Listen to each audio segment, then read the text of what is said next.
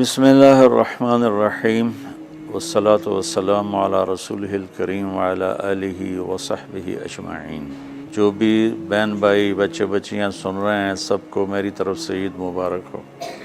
عید کی خوشی ہم کیوں مناتے ہیں، پہلے میں یہ تھوڑا سا واضح کر دوں کہ رمضان کا مہینہ اللہ نے پورا ایک ہمارے لیے خوشی کا مہینہ بنایا ہے، جس میں اللہ کی جنت کے دروازے کھول دیے جاتے ہیں، جہنم کے بند کر دیے جاتے ہیں، شیطان قید کر دیے جاتے ہیں، جنت کو روزانہ سجایا جاتا ہے، اللہ کا عرش پہلے آسمان پہ آ جاتا ہے، اللہ کی طرف سے اعلان ہو رہا ہوتا ہے، کوئی بخشش چاہنے والا، کوئی حاجت مانگنے والا، فرض 70 فرضوں کے برابر ہو جاتا ہے اور نفل فرض کے برابر ہو جاتا ہے، اور نفل اور فرض کا فرق اتنا بڑا ہے کہ قیامت تک 2 رکعت نفل پڑھتا رہے تو فرض رکعت کے ایک سجدے کے برابر نہیں، اور اس میں جو مر جاتے ہیں اہل ایمان ان کا حساب نہیں ہوتا،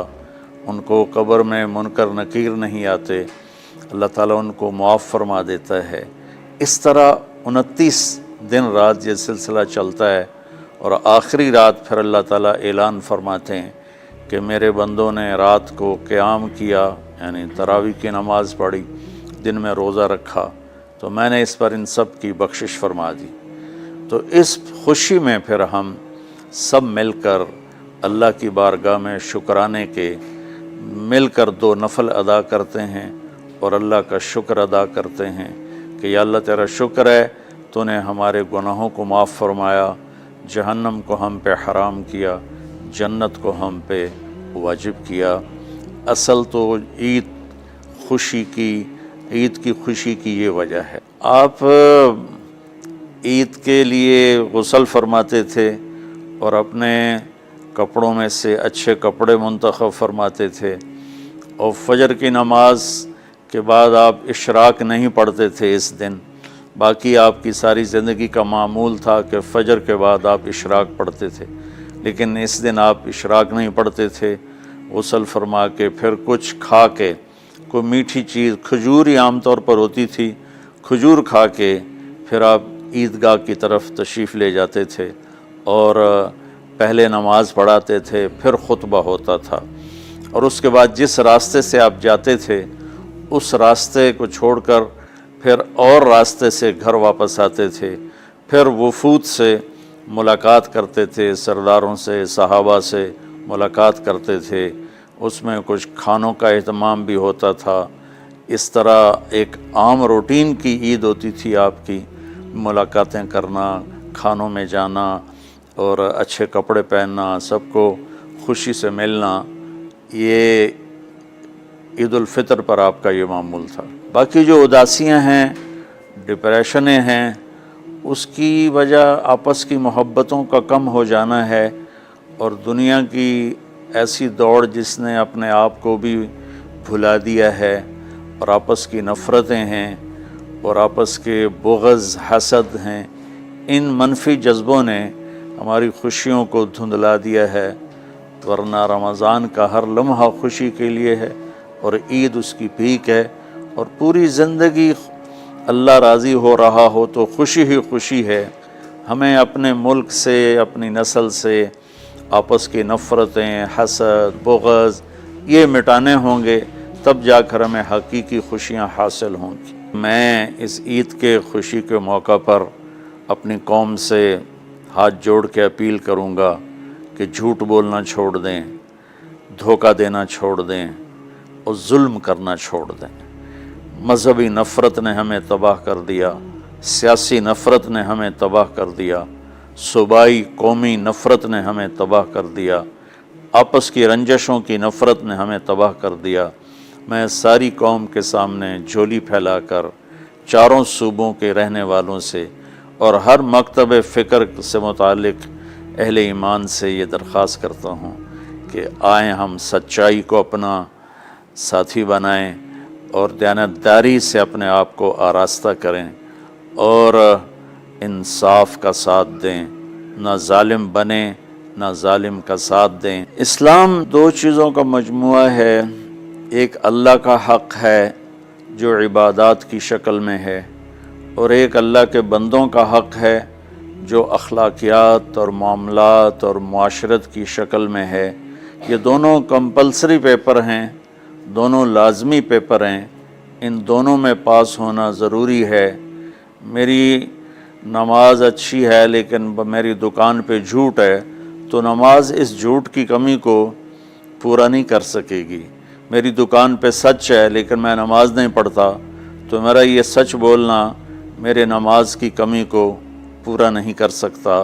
اللہ کے نبی نے دنیا سے جاتے ہوئے 2 لفظوں میں سارا دین بتا دیا تھا۔ جب آپ کے جانے کا وقت قریب تھا تو آپ 2 لفظ دہرا رہے تھے، الصلاۃ وما ملکت ایمانکم، میری امت میرے بعد ایک نماز نہ چھوڑنا، اور ایک امت کے غریب مسکین لوگوں سے، نوکر غلاموں سے اچھا سلوک کرنا۔ یہ 2 الگ الگ ڈیمانڈ ہیں۔ جیسے پانی پینے سے روٹی کی کمی پوری نہیں ہو سکتی اور روٹی کھانے سے پانی کی کمی پوری نہیں ہو سکتی، یہ دونوں الگ چیزیں ہیں۔ اخلاق کو عبادت کی کمی پر نہیں کر سکتی، اور عبادت کی کمی اخلاق کو اور اخلاق کی کمی کو عبادت پورا نہیں کر سکتی۔ ان دونوں چیزوں میں پاس ہونا ضروری ہے، تب جا کر ایک معتدل معاشرہ وجود میں آتا ہے۔ ایک حدیث سنا کے بات ختم کرتے ہیں۔ میرے نبی وضو فرما رہے تھے تو صحابہ آپ کے وضو کا پانی گرنے نہیں دے رہے تھے، نیچے سے لے کر کوئی پی رہا تھا، کوئی منہ پہ مل رہا تھا۔ تو آپ نے فرمایا ما یحملکم علی ھذا، یہ کیا کر رہے ہو؟ وہ کہنے لگے یا رسول اللہ، اللہ اس کے رسول کی محبت میں کر رہے ہیں۔ تو آپ نے فرمایا میں تمہیں بتاتا ہوں اللہ اس کے رسول سے محبت کرنے والا کون ہوتا ہے۔ فَلْيُسْتِقِ الْحَدِيثَ اِذَا حَدَّثَ، اللہ رسول سے محبت کرنے والا وہ ہوتا ہے جو ہمیشہ سچ بولتا ہے۔ فَلْيُؤَدِّ الْأَمَانَةَ اِذَا تُؤْمِنَ، جو ہمیشہ امانت داری سے کام لیتا ہے، کبھی دھوکہ فراڈ نہیں کرتا۔ فَلْيُحْسِنْ جِوَارَ مَنْ جَاوَرَهُ، اور جو ہمیشہ اپنے پڑوسیوں کے ساتھ اچھا سلوک کرتا ہے، پڑوسی اپنے ہوں، غیر ہوں، مسلم ہوں، نان مسلم ہوں، وہ ان کے ساتھ اچھا سلوک کرتا ہے۔ یہ 3 نشانیاں ہیں عشق رسول کی۔ یہ 3 باتیں میری قوم اپنا لے تو یہ اندھیرے اجالوں میں انشاءاللہ تبدیل ہو جائیں گی۔ دنیا کے لیے قانون ہے اللہ تعالیٰ کا کہ جس قوم میں انصاف، دیانتداری اور سچائی ہوگی انہیں اللہ عروج دے گا، وہ مسلم ہو یا نان مسلم ہو۔ اور جن ملکوں میں، قوموں میں بددیانتی ہوگی، ظلم ہوگا، جھوٹ ہوگا، وہ زوال کا شکار ہوں گی۔ ساری ویسٹرن دنیا تو لیڈ نہیں کر رہی، ہمارے جیسے ملک بھی ہیں جہاں یہ ساری چیزیں ہیں تو وہ ہماری طرح ہی ذلیل ہیں اور ہماری طرح ہی وہ خوار ہیں۔ چند ایک ملک ہیں جنہوں نے ان چیزوں کی رعایت کی ہے تو وہ اس وقت لیڈنگ رول میں ہیں، لیڈنگ ماڈل میں ہیں۔ تو دنیا کے لحاظ سے تو یہ قانون ہے کہ سچائی، دیانتداری اور انصاف قوموں کو اونچا لے جائے گا۔ آخرت میں اللہ تعالیٰ نے اعلان کیا ان اللہ لا یغفر ان یشرک بہ ویغفر ما دون ذلک لمن یشاء۔ آخرت میں کامیابی کا آخری فیصلہ ایمان پہ ہوگا کہ اللہ تعالیٰ کا فرمان ہے میں شرک معاف نہیں کروں گا، اس کے علاوہ میں جسے چاہوں معاف کر دوں۔ تو ہماری 52 کے قریب اسلامی ریاستیں ہیں، وہ سب بری طرح اس زوال کا شکار ہیں، جس کی بنیادی وجہ یہ 3 ہے جس کو میں بار بار آپ کے سامنے دہرا رہا ہوں۔ السلام علیکم۔